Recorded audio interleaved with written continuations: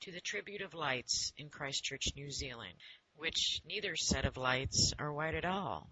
They are blue beams. These similarities are displayed as resemblance to the symbolism of the two pillars used with the Illuminati designs with black and white checkered floors. In the irony of the symbolism of the Illuminati, key numerology facts emerge. The initial Christchurch quake was September 2010. The original report listed the quake at 33 kilometers deep and magnitude of 7.4, which 7 and 4 equals 11. Key numbers to this group that call themselves the Illuminated Ones. The second quake, the killer quake, was on the date of 2/22/2011, and on this day 181 Canterburyans died in the rubble. This data was soon changed to a 7.1 magnitude and 10 kilometers deep. The Met Service satellite data was missing on the night of the first quake, conveniently. The Met Service updated every 3 hours, but is missing data between 3 a.m. and 6 a.m. This quake happened at 4:35 a.m., and funny enough, the request for this data has been ignored up to this point. Other key symbolism points I want to make a point of. The commentator for the anniversary event, and of course the organizer, was, funny to think, Jason Gunn. The child that turned on the lights was Abby Walls. Also, to note, there were 13 cathedral choir schoolboys that sang the song Climb Every Mountain, looking very sweet in their ruffled collars and hard hats. Many symbolism in this big agenda they have, don't they? Anything you would like to add as far as that, since New Zealand is your homeland? I think on that, clearly the people that are kind of in control of these things that are going on, they do like to use their symbolism and to leave their kind of their calling card and their mark. So the fact that we've got these twin beams being used in Christchurch, exactly the same as the twin beams being used, for 9/11. Yeah, that's just another example of, there's the same sort of people. We like to think that there's different governments around the Western world, and that they're sort of all, they're running their country. But in actual fact, there's a whole other level of control sitting above and behind those various governments that are really pulling the strings across large parts of the world, and that's why you'll see those sorts of things cropping up, where the same thing happening in Christchurch as is happening in the United States. It's just another example of how this system is kind of working.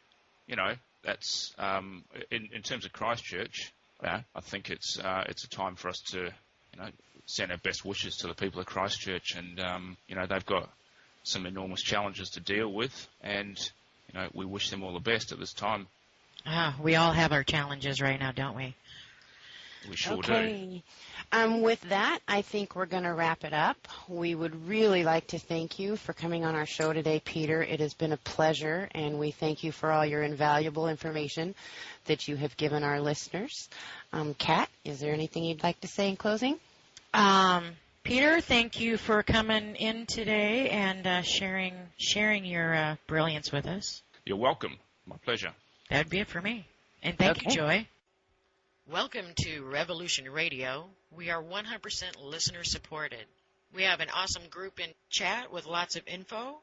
You can join with Java or Flash. You can join us at www.freedomslips.com, or you can visit some of us at www.thecontrail.com. And again, thanks for listening. Okay, well, welcome to the show, Ross. Thank you very much. I'm glad to be here. Awesome. Ross, if you could start by telling us a little bit about yourself and what got you started on this journey of seeking the truth, and how you got started at aircrap.org. Well, anyway, about 2 years ago, I was in a bookstore, and I happened to see a book on the bookshelf called, by David Icke, called Global Conspiracy Theory. And I was never really much into conspiracy theory or anything like that, but I had some time to burn, so I'm sitting there reading this book. and I'm just getting blown away by all the information in there. But I didn't take it on face value. I went back home and I started spending hours and hours and hours on the internet looking up some of this stuff, and particularly about 9/11, about the Kennedy assassination, and to some extent about chemtrails. So that's how I got started. Shortly, maybe 6 months after that, I created my own website called ConsciousLifeNews.com to talk about all of these different topics, as well as topics about spirituality and the whatnot. Then last October, I was still not so much into the whole chemtrail thing, although folks that were close to me and who were involved in the website were sending me photos of chemtrails almost every single day from all over the LA area, east and west and north and south of LA. I was getting these chemtrails texted to me. And one of them finally convinced me to go to this opening premiere of What in the World Are They Spraying out in Hollywood, which I did go to, and I met Michael Murphy, and I met E. Edward Griffin there, or G. Edward Griffin, I should say. And that was the eye-opener for me as far as the chemtrail thing goes. Also at that presentation was Anthony J. Hilder. Long story short, I ended up meeting with him about a month later, told him that I built websites, and he said he needed a website built for a domain that he had purchased called aircraft.org. I was pretty busy at the time, and I wasn't really thrilled about building another website. So I dragged my feet for a while, but I eventually had some time, and I built a site for him, thinking that I was just going to build it and he was going to take it over or have somebody else take it over. To my surprise, that did not happen. I've been the only one maintaining aircraft.org since January of this year, which was when I completed it. So that's kind of the background. Yeah, I remember meeting with you, and we discussed that. It's a bit overwhelming, isn't it? It is. It absolutely is. Okay, Ross, if we could talk a little bit first about the article that you've already put together that appears on aircraft.org that's titled Proof of Lies by George W. Bush, the National Geographic interview on 9/11. We'll just speak very briefly on that. Just give us the high points if you'd like, and then we'll focus the rest of the interview on your most recent research. Well, a couple of weeks ago, they started promoting this new documentary on National Geographic, interview with George W. Bush, him talking about all of the different things that he did and what went through his mind on the day of 9/11. And they had like a 2-minute promo clip. And I'm watching this